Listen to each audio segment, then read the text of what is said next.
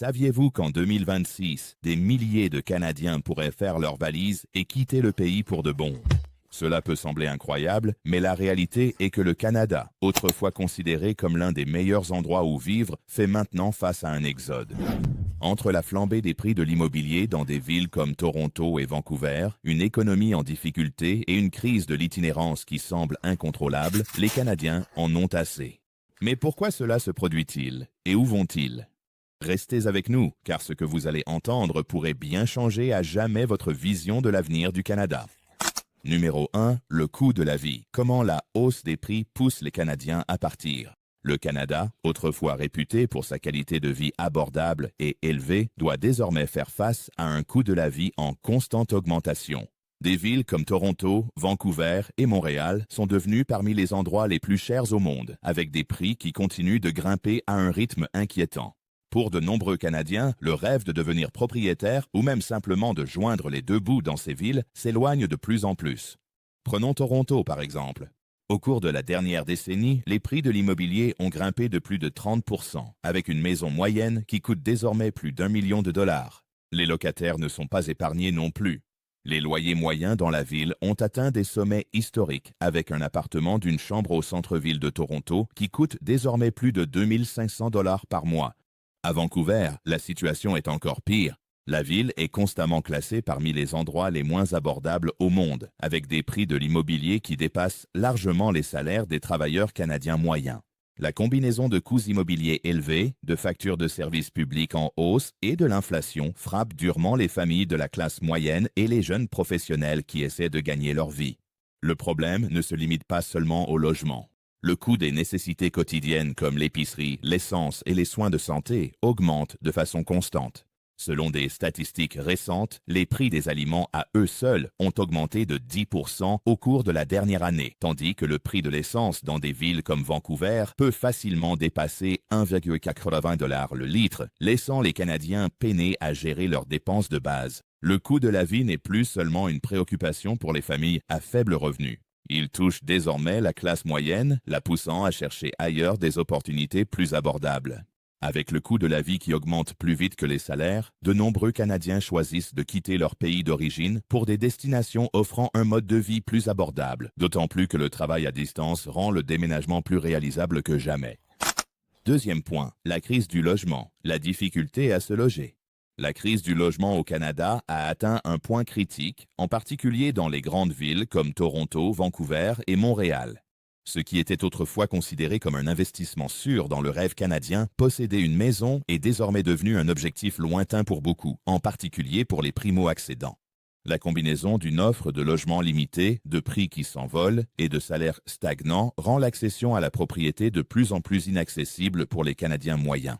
À Vancouver, une ville réputée pour ses vues à couper le souffle, la réalité de l'achat d'une maison est tout sauf idyllique.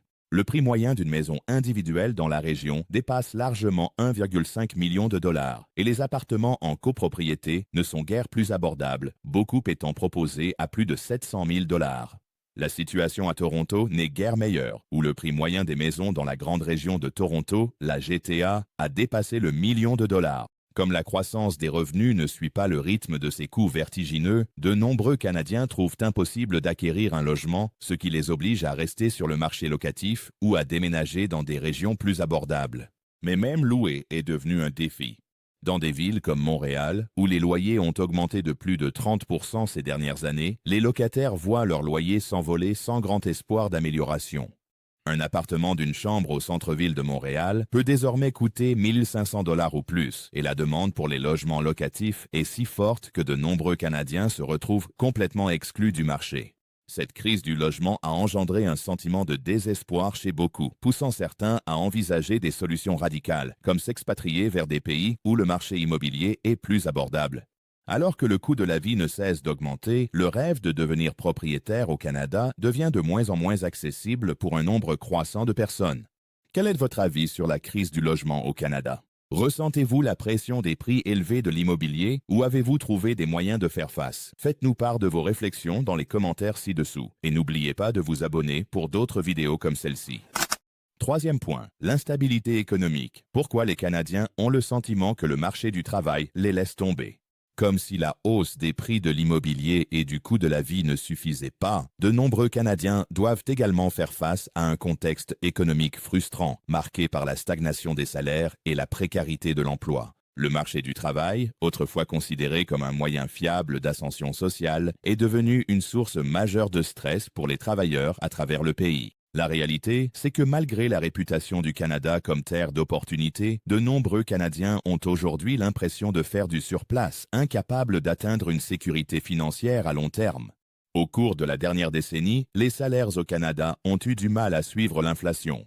En fait, après ajustement pour l'inflation, la croissance réelle des salaires a été presque inexistante, et bien pour le travailleur canadien moyen. Alors que le coût de la vie ne cesse d'augmenter, surtout dans les centres urbains comme Toronto et Vancouver, les salaires de beaucoup stagnent ou progressent à un rythme trop lent pour suivre. Ce décalage entre la croissance des revenus et la hausse des dépenses courantes oblige de nombreux Canadiens à repenser leurs options. De plus, le marché du travail au Canada est devenu de plus en plus instable. Les conséquences de la pandémie de COVID-19 ont laissé plusieurs secteurs en crise, avec des entreprises qui réduisent leurs effectifs ou se tournent vers l'automatisation, laissant ainsi de nombreux travailleurs avec moins d'opportunités. L'économie des petits boulots, autrefois perçue comme une solution flexible, a au contraire apporté de l'incertitude, car le travail sous contrat offre peu de sécurité d'emploi, d'avantages sociaux ou de stabilité à long terme. Ce sentiment d'instabilité économique pousse de nombreux Canadiens à se demander si leurs efforts finiront un jour par leur apporter la liberté financière. En conséquence, de plus en plus de personnes cherchent de meilleures opportunités à l'étranger. Les pays offrant des marchés du travail plus stables, des salaires plus élevés et un coût de la vie moins élevé deviennent de plus en plus attrayants pour les Canadiens qui ressentent la pression économique dans leur propre pays. Quatrième point, l'itinérance, une crise grandissante dans les grandes villes canadiennes.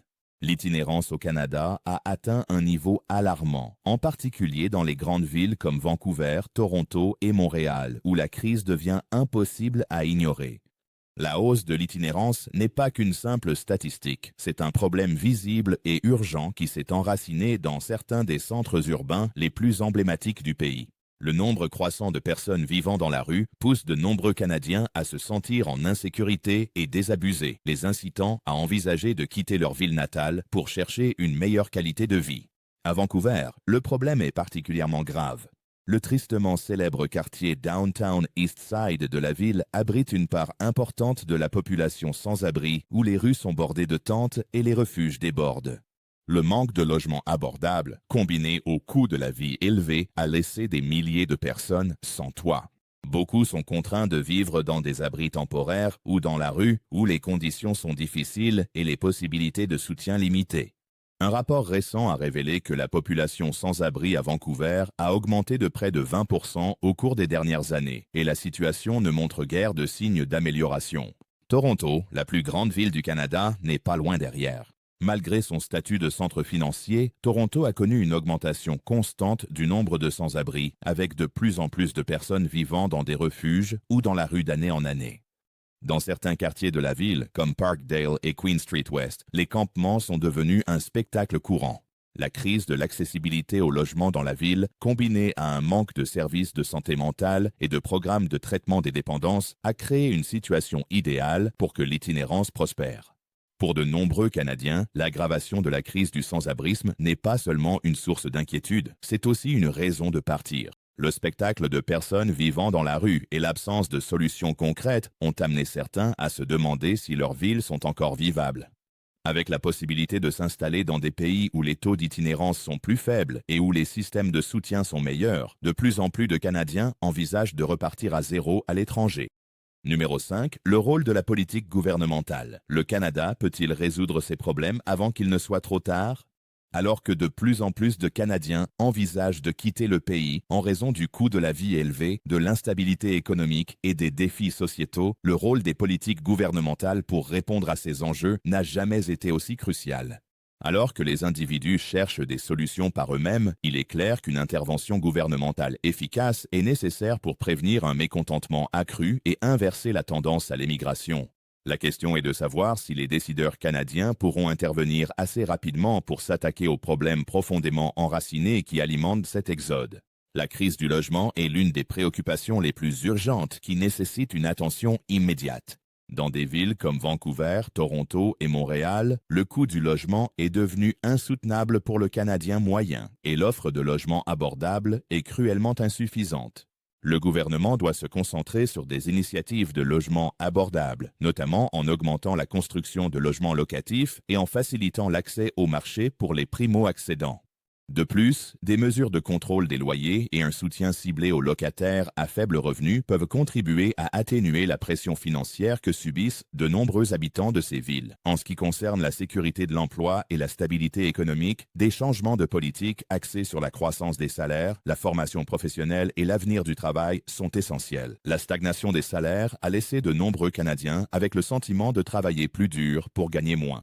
En investissant dans des programmes de développement des compétences et en favorisant les secteurs capables d'offrir des emplois durables et bien rémunérés, le gouvernement peut aider les travailleurs à se sentir plus en sécurité. De plus, élargir l'accès aux opportunités de travail à distance et soutenir l'innovation ainsi que l'entrepreneuriat pourrait créer un marché du travail plus résilient. Enfin, les systèmes de soutien social doivent être renforcés pour répondre aux problèmes croissants d'itinérance, de santé mentale et de dépendance. Augmenter le financement des services sociaux, des soins de santé et des ressources abordables en santé mentale pourrait avoir un impact direct sur la réduction de l'itinérance et l'amélioration de la qualité de vie des populations vulnérables. En fin de compte, même si les politiques gouvernementales ne peuvent pas tout résoudre du jour au lendemain, des interventions opportunes et bien conçues pourraient faire une réelle différence pour endiguer la vague d'émigration. Si le Canada veut empêcher ses citoyens de chercher de meilleurs horizons à l'étranger, des mesures décisives et immédiates doivent être prises dans ces domaines clés. Sixième point, qu'est-ce qui motive la tendance à l'émigration? La décision de quitter le Canada n'est pas prise à la légère par beaucoup. Mais pour un nombre croissant de Canadiens, cela devient la seule option viable. La tendance à l'émigration ne cesse d'augmenter, avec de plus en plus d'individus et de familles cherchant des opportunités en dehors de leur pays d'origine. Bien que de nombreux facteurs contribuent à cette décision, trois grands enjeux se démarquent comme les principales forces motrices de la tendance à l'émigration: le coût de la vie élevé, les difficultés d'emploi et les problèmes sociaux croissants qui semblent de plus en plus insurmontables. Premièrement, le coût de la vie dans des villes comme Toronto, Vancouver et Montréal est devenu un fardeau énorme pour de nombreux Canadiens. Comme nous l'avons vu, la flambée des prix de l'immobilier, la hausse des loyers et l'augmentation du coût des produits de première nécessité laissent beaucoup de gens peiner à suivre le rythme. Pour la famille canadienne moyenne, le rêve de posséder une maison ou d'atteindre la sécurité financière semble hors de portée, ce qui rend l'idée de s'installer dans des destinations plus abordables particulièrement attrayante. Deuxièmement, les difficultés liées à l'emploi sont devenues une préoccupation majeure pour les Canadiens. La faible croissance des salaires, la précarité de l'emploi et le manque de perspectives d'avancement dans certains secteurs laissent beaucoup de personnes dans une impasse. Avec des salaires qui ne suivent pas l'inflation, de nombreux Canadiens se retrouvent à travailler plus dur pour gagner moins, ce qui a engendré un sentiment de désillusion économique. Alors que d'autres pays offrent des salaires plus élevés, une meilleure sécurité de l'emploi et davantage d'opportunités, les Canadiens commencent à voir l'émigration comme un moyen de retrouver leur stabilité financière et leur qualité de vie. Enfin, les problèmes de société, notamment la crise croissante du sans-abrisme, les taux de criminalité et un sentiment général d'instabilité politique et sociale amènent certains Canadiens à se demander si leurs villes sont encore des lieux sûrs et viables où vivre. À mesure que les tensions sociales augmentent et que l'écart entre les riches et les pauvres se creuse, beaucoup choisissent de partir à la recherche d'un environnement plus stable et paisible ailleurs. Ensemble, ces défis poussent de nombreux Canadiens à envisager de nouvelles opportunités à l'étranger, où ils espèrent trouver un coût de la vie plus abordable, de meilleures perspectives d'emploi et une société qui leur semble plus sûre et solidaire. Numéro 7. Où vont les Canadiens? Destination populaire en 2026 et au-delà.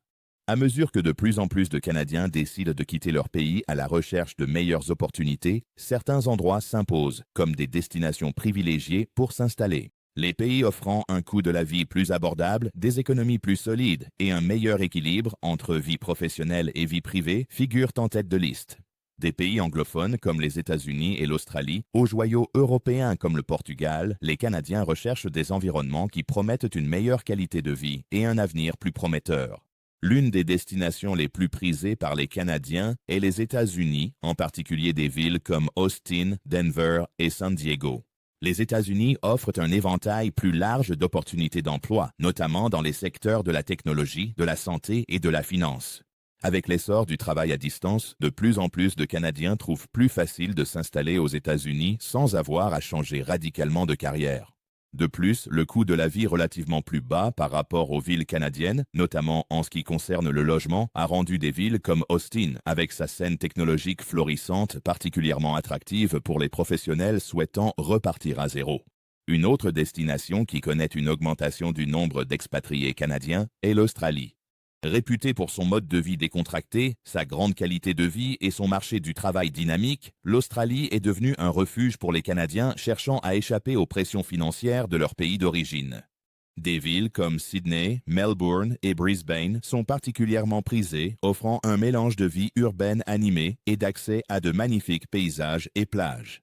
De plus, les politiques d'immigration de l'Australie ont facilité l'installation des travailleurs qualifiés, en particulier dans des secteurs comme l'informatique, l'ingénierie et la santé. Le Portugal est également devenu une option de plus en plus attrayante pour les Canadiens. Avec son coût de la vie abordable, sa culture riche et son climat agréable, le Portugal est devenu un favori aussi bien chez les retraités que chez les travailleurs à distance. Des villes comme Lisbonne et Porto offrent un mode de vie détendu, avec un accès à de magnifiques littoraux et une communauté d'expatriés accueillante, ce qui en fait une destination idéale pour ceux qui recherchent un équilibre entre travail et loisirs. D'autres pays, dont le Mexique, l'Espagne et même la Thaïlande, connaissent également une augmentation des relocalisations canadiennes. Ces destinations offrent un mélange de coûts de la vie abordable, de communautés d'expatriés dynamiques et d'un meilleur équilibre entre vie professionnelle et vie privée, attirant ainsi les Canadiens prêts à laisser derrière eux les pressions croissantes de leur pays d'origine. Numéro 8. L'impact du travail à distance. Les Canadiens peuvent-ils trouver de meilleures opportunités à l'étranger? L'essor du travail à distance a profondément transformé la façon dont les gens perçoivent leur lieu de vie, en particulier pour les Canadiens qui envisagent d'émigrer. N'étant plus contraints par un lieu de travail précis, de nombreux Canadiens explorent désormais de nouveaux pays où ils peuvent profiter d'une meilleure qualité de vie, de coûts de vie plus bas et de perspectives d'emploi plus solides, tout en poursuivant leur carrière. Le travail à distance est devenu un véritable bouleversement, offrant une flexibilité sans précédent et permettant aux travailleurs de vivre n'importe où, sans avoir besoin d'un bureau traditionnel. Grâce au travail à distance, les Canadiens peuvent désormais rechercher des opportunités dans des pays qui étaient autrefois considérés comme inaccessibles. Des villes comme Lisbonne, Mexico et Bali attirent les travailleurs à distance en raison de leur coût de la vie abordable, de leur culture dynamique et de leur communauté d'expatriés bien établie. La possibilité de travailler pour une entreprise canadienne ou une société internationale tout en profitant des avantages de la vie à l'étranger rend ces destinations de plus en plus attrayantes. De plus, les avantages financiers liés à la relocalisation n'ont pas échappé à l'attention. Par exemple, un travailleur à distance peut vivre au Portugal ou en Espagne, avec un budget qui serait impossible à tenir dans des villes comme Vancouver ou Toronto, grâce au coût nettement inférieur du logement, de l'alimentation et des dépenses quotidiennes. La possibilité d'augmenter son pouvoir d'achat tout en continuant à gagner un salaire dans une devise plus forte est un facteur majeur qui pousse les Canadiens à s'expatrier. Cependant, ce changement ne concerne pas seulement les avantages financiers. Le travail à distance offre aussi aux Canadiens la liberté de rechercher un meilleur équilibre entre vie professionnelle et privée, de découvrir de nouvelles cultures et de vivre dans des environnements adaptés à leurs préférences. L'attrait du mode de vie en plein air en Australie, la richesse culturelle du Portugal ou le cadre paisible du Costa Rica offrent tous un contraste saisissant avec les conditions de vie souvent stressantes et coûteuses des villes canadiennes. Cette nouvelle flexibilité rend l'émigration plus accessible et attrayante, offrant aux Canadiens la possibilité de réinventer leur vie sans avoir à sacrifier leur évolution professionnelle ou leur sécurité d'emploi. Le monde entier devient désormais leur bureau, et pour beaucoup, cela signifie regarder au-delà des frontières canadiennes pour une vie meilleure. Numéro 9, ce que cela signifie pour l'avenir du Canada, une nation en mutation. La tendance croissante des Canadiens à s'expatrier n'est pas seulement un choix individuel. Elle a le potentiel de façonner l'avenir du pays de manière profonde. À mesure que de plus en plus de personnes quittent le Canada à la recherche de meilleures opportunités, les effets à long terme sur l'économie, la main-d'œuvre et le paysage culturel du pays deviennent de plus en plus évidents. Si la migration peut apporter certains avantages, elle présente également des défis importants qui pourraient transformer le Canada d'une manière que nous ne réalisons peut-être pas encore pleinement. L'un des impacts les plus immédiats de cette tendance migratoire est la perte potentielle de travailleurs qualifiés. Alors que des Canadiens travaillant dans des secteurs comme la technologie, la santé et l'ingénierie s'installent dans des pays offrant de meilleures opportunités d'emploi et un coût de la vie moins élevé, le Canada risque de perdre certains de ses talents les plus brillants. Cette fuite des cerveaux pourrait entraîner des pénuries de main-d'œuvre, en particulier dans les secteurs qui connaissent déjà des difficultés à recruter des talents. La perte de ces travailleurs pourrait nuire à la capacité du Canada à être compétitif à l'échelle mondiale, ralentissant ainsi la croissance économique et l'innovation. De plus, le vieillissement de la population canadienne pourrait être encore aggravé par cette tendance à l'émigration. Avec de nombreux jeunes professionnels qui partent vers des destinations plus abordables, le pays pourrait avoir du mal à maintenir une main-d'œuvre équilibrée capable de soutenir sa population vieillissante. Un nombre réduit de jeunes travailleurs pourrait exercer une pression supplémentaire sur les filets de sécurité sociale, le système de santé et les régimes de retraite du Canada, rendant plus difficile la prestation de services à la population âgée du pays. Sur le plan culturel, l'émigration pourrait entraîner une évolution de l'identité multiculturelle du Canada.